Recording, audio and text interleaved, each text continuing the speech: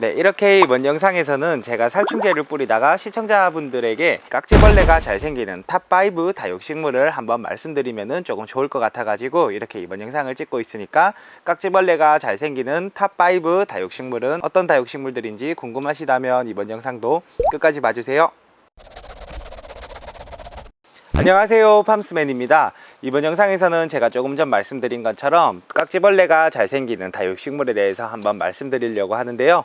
깍지벌레에 관련된 영상은 제가 예전에 이렇게 올렸었는 영상에서도 깍지벌레가 생기면은 이렇게 해결을 해줘야 된다라는 영상도 올린 적이 있었고, 깍지벌레가 좋아하는 잎에 관련된 그런 이야기도 한번 설명드린 적이 있었는데요.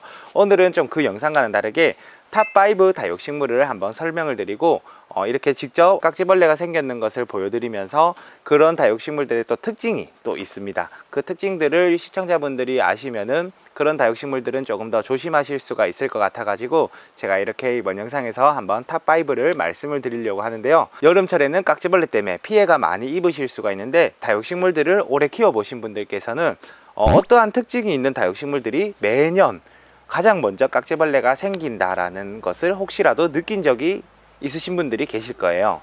그렇기 때문에 저도 다육식물들을 많이 좀 재배를 하면서 깍지벌레가 잘 생기는 그런 다육식물들이 늘 있다는 것을 알게 되었었고, 이제 그런 내용을 이렇게 영상으로 한번 담아보고 있습니다. 그러면은 가장 첫 번째, 탑5부터 말씀을 드려보겠습니다. 탑5는 어떤 다육식물이냐면은 여기 큐빅포러스티라는 식물인데요. 여기 보시면은 이미 식물이 만신창이가 되었습니다. 네, 이렇게 지금 보시는 것처럼 지금 이 식물도 만신창이가 되었다기에는 잎이 좀 쭈그러들었다라고 할 수가 있고, 지금 이 식물을 또다시 한번 자세히 보세요. 네, 여기도 보시고 지금 여기 돌려서 보시면은 이미 잎에 깍지벌레가, 흰손 깍지벌레가 많이 묻어 있죠. 네, 제가 예전에 흰손 깍지벌레의 특징에 대해서도 말씀드린 적이 있었지만은, 여기 지금 하얀색 솜처럼 달렸는 게 흰솜 깍지벌레라고 할 수가 있는데요. 이렇게 큐빅포러스티라는 이 다육식물은 매년 좀 이렇게 깍지벌레가 좀 먼저 생기는 다육식물 중에 하나라고 제가 늘 느껴지더라고요. 이렇게 깍지벌레가 생기기 전에 다육식물의 모습은 네, 이렇게 생겼습니다. 네, 이렇게 생긴 다육식물인데 잎이 되게 통통하고 좀 보랏빛이 나는 특징을 가지고 있는 다육식물이 깍지벌레가 가장 잘 생기는 탑5 다육식물로 제가 먼저 설명을 드렸고요. 그러면은 다음 탑4를 말씀을 드릴게요. 탑4의 다육식물은 여기 고사홍이라는 다육식물입니다. 이 고사홍은 아직까지 제가 여기 들고 있는 다육식물은 깍지벌레의 피해가 입고 있진 않지만, 이 고사홍의 다육식물도 깍지벌레의 피해를 많이 입는 다육식물 중에 하나라 가지고 제가 먼저 말씀을 이렇게 드리는 거고요. 이 고사홍과 비슷하게 탑3 다육식물을 보시면은 이미 만신창이가 되어 버렸습니다. 네, 누벨라라는 이 다육식물인데요. 누벨라라는 다육식물 딱 보기에도 피해가 많이 입었죠. 네, 가운데 이미 벌레가 많이 갉아먹었는 모습을 보실 수가 있고, 여기 끝에도 보시면은 줄기 쪽에 깍지벌레가 지금 많이 자리를 차지하고 있습니다. 그렇죠. 네, 이 탑3, 이 누벨라라는 다육식물도 여름만 되면은 항상 이 시기 5월 말부터 7월, 8월까지 깍지벌레 때문에 많은 피해를 입는 다육식물 중에 하나인데요. 이런 다육식물도 지금 제가 탑3라고 말씀을 드릴 수가 있고, 이 누벨라랑 이 고사홍, 이런 특징들이 어떤 게 있는지 잘 보시면서 이번 영상을 보시는 게 좀 포인트가 될 수가 있으니까요. 탑3는 이 누벨라라는 다육식물이 올랐습니다. 네, 그 다음에 이제 탑2. 네, 탑2 다육식물입니다. 깍지벌레가 잘 생기는 다육식물, 모노케로티스라는 다육식물인데요. 이 모노케로티스 같은 경우에도 깍지벌레가 여름만 되면은 좀 먼저 생기는 다육식물 중에 하나라고 말씀을 드릴 수가 있는데요. 제가 잠시 또 다른 다육식물을 한번 보여드리겠습니다.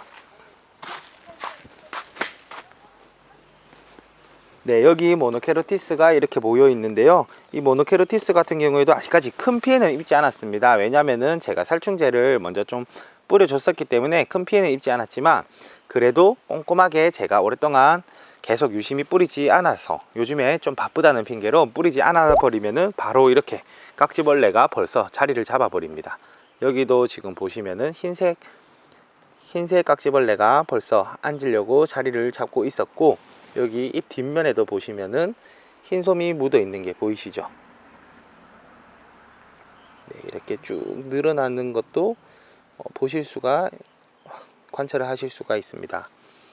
네, 이런 것처럼 이렇게 모노케로티스가 탑2 다육식물로 올랐습니다. 그러면은 이제 탑2까지 했으니까 벌써 탑1 다육식물이 남았죠. 가장 깍지벌레가 잘 생기는 1등 다육식물, 좀 명예로운 1등 같지만 명예롭지 않은 좀 그런 다육식물이라는 느낌도 드는데요. 그 1등 다육식물은 어떤 거냐면은 여기 아래에 있습니다. 네, 제 손으로 얼굴을 다 가려버렸고요. 저쪽에 가서 제가 다시 한번 탑1 다육식물을 소개해 드릴게요. 네, 그러면 탑1 다육식물 과연 어떤 걸까요? 네, 한번 말씀을 드려보겠습니다. 여기 아래에 보이시는 이 홍대화, 네, 대화라는 대화금, 홍대화금이라고도 부르고 뭐 대화라고도 부르고, 이 다육식물이 좀 명예스럽지 않은 불명예의 타이틀을 가진 탑1 다육식물이 되어버렸습니다. 네, 이렇게 보시면은 또 여기 지금 이렇게 보시면은 홍대화 금입니다. 네, 색금을 가지고 있는 모습인데, 홍대화금은 아직까지도 가격이 조금 고가에 형성이 되어 있는 다육식물인데 이렇게 얼굴을 벌써 다 망쳐버렸어요. 네, 이런 경우에는 지금 빨리 깍지벌레가 없어지도록 약을 잘 쳐주고 회복할 때까지, 네, 바로 보이시죠? 회복할 때까지 잘 유심히 관찰을 해 주셔야 되는 피해를 입어 버렸습니다. 네, 여기 보시면 지금 통닭 깍지벌레 쭉 늘어나는 이 흰손 깍지벌레의 특징도 보실 수가 있죠. 네, 이런 경우에는 1등 다육식물인 만큼 피해도 많이 입었는 것 같습니다. 제가 가지고 있는 다육식물 중에서. 네, 이렇게 쭉 늘어난다는 것은 제가 며칠 전에 분명히 약을 쳤음에도 이렇게 쭉 늘어나는 현상은 아직까지 깍지벌레가 죽지 않았다라고도 보실 수가 있는데요. 이렇게 꼼꼼히 쳤음에도 불구하고 계속 이렇게 깍지벌레가 죽지 않았기 때문에 오늘은 또 제가 이렇게 약을 치고 있었는데요. 그러면은 또 반대로 이렇게 말씀을 드리고 나면은 제 영상을 보신 분들은 홍대화를 사지 않아야 되는 다육식물인가? 라는 좀 불명예의 타이틀을 또 가질 수가 있어요. 네, 근데 제가 처음에 말씀드렸는 것처럼 이번 영상을 찍고 있는 이유는 다시 한번 말씀을 드리지만 이 홍대화라는 다육식물은 정말 많은 매력을 가지고 있어요. 특히나 제가 이 홍대화의 색금, 이 노란색 색금이 묻어 있는 입장 보이시죠? 이 홍대화 색금과 이렇게 영상으로 보여드리는 홍대화 백금 같은 경우에는 아직까지도 고가의 가격으로 형성이 되어 있고 그만큼이나 좀 많은 매력을 가지고 있는 다육식물이 지금 틀림없다는 것을 저는 많은 매력을 느끼고 있는데요. 그렇기 때문에 이런 다육식물들 매력이 많은 만큼 이 홍대화도 그렇지만 이 모노케로티스도 좀 되게 많은 매력을 가지고 있는 다육식물인데요.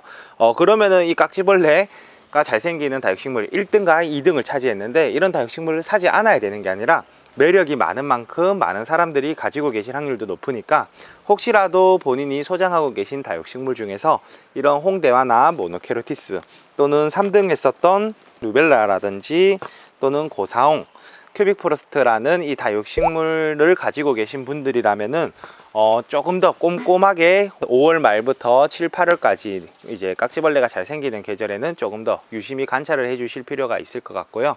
또 살충제를 미리 사전에 5월 중순이나 5월 말부터 사전에 다육식물들에게 살충제를 잘 뿌려 주시면은 이렇게 깍지벌레 피해가 있지 않는 예방도 하실 수가 있으니까 제가 이번 영상에서는 이렇게 탑5 영상에 대해서 한번 말씀을 드려 보았고요. 또 이렇게 1등부터 5등까지 보시고 나니까 어떠한 공통적인 비슷하게 생긴 특징을 가지고 있지 않나요? 여기 한번 아래에 한번 보시겠습니다. 1등과 2등 같은 경우에는 일단은 잎 색깔 자체도 좀 비슷하게 생겼고 입장도 좀 비슷하게 생겼죠. 그리고 3등과 4등 했었던 루벨라와 고사원 같은 경우에도 입장색이 비슷하고요. 네, 이것과 또 비슷한 게 푸미라라는 다육식물이 있습니다. 이 푸미라라는 다육식물도 이런 입장을 가진 특징을 가지고 있다면은 깍지벌레가 잘 생길 수가 있는데요. 이런 특징을 가지고 있는 다육식물들 같은 경우에는 좀 입장 색깔도 좀 젓갈색이라고 좀 표현을 할 수가 있을 것 같고 잎도 되게 두툼한 특징을 가지고 있습니다. 네, 이런 특징을 가지고 있는 다육식물 좀 젓갈색이라고 표현을 하는 게 맞을까요? 아니면 진한 청록색이라고 표현하는 게 맞을까요? 네, 이런 다육식물들의 특징을 가지고 있는 식물은 깍지벌레가 되게 잘 생긴다 라고 말씀을 드릴 수가 있습니다. 하지만 색깔로만 구분하는 것이 아니라 여기 지금 뒤에도 보시면은 홍대화랑 색깔이 또 비슷할 수가 있어요. 그죠? 네, 색깔로만 구분하는 것이 아니라 입장 자체도 조금 많이 두툼하고 네, 이렇게 로제트 형상으로 왠지 벌레가 빠지면 이 촘촘한 사이에서 되게 즙을 잘 빨아먹을 수 있도록 탁 같이 어버릴 듯한 특징을 가지고 있는 이런 다육식물들 같은 경우에는 여름철에도 살충제를 미리 사전에 예방 차원에서 도포해 주시면 좋을 것 같고요. 이렇게 깍지벌레가 생기지 않도록 여름 내내 깍지벌레가 활동하는 시기에는 유심히 관찰해 볼 필요가 있을 것 같아서 이렇게 이번 영상에서는 탑5 영상을 한번 촬영해 보았습니다. 그러면은 이렇게 혹시라도 집에 있으신 다육식물이나 소장하고 계신 다육식물들, 그런 다육식물들 건강한지 다시 한번 관찰해 보시면 좋을 것 같고요. 이렇게 이번 영상에서는 또 제가 한번 살충제를 뿌리다가 이렇게 탑5 영상에 대해서도 한번 촬영해 보았습니다. 이번 영상도 유익하게 보셨으면은 저희 팜스맨 채널 아직 구독 안 해주신 분들은 구독 눌러주시면 감사할 것 같고, 앞으로도 이렇게 여러 재밌는 내용을 만들어서 제가 이렇게 유익한 영상으로 올릴 예정이니까 앞으로도 많은 기대해 주시면 감사할 것 같습니다. 그럼 이렇게 이번 영상은 마치도록 하겠습니다. 또 다음에 또 좋은 영상으로 찾아뵙겠습니다. 끝까지 봐주셔서 감사합니다.